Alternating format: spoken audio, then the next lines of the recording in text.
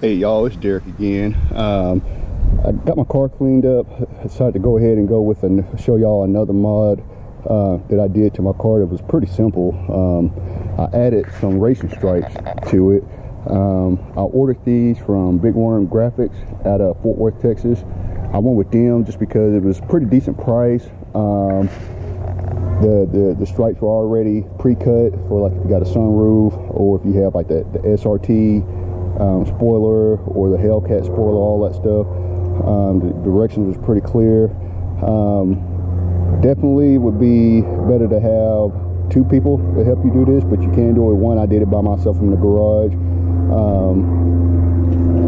Now I'll give you a little closer look, you know, with the board on how to install all that. One thing I did mess up on is, I don't know if you can kind of see, there's a little gap, and I think they were designed to overlap, and I didn't overlap them. So you can see that little space right there on the bumper,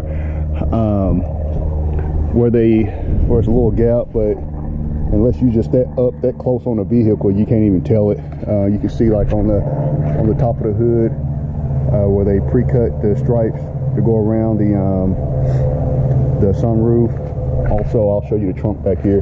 And something else that I liked about this stuff is actually pretty easy to install.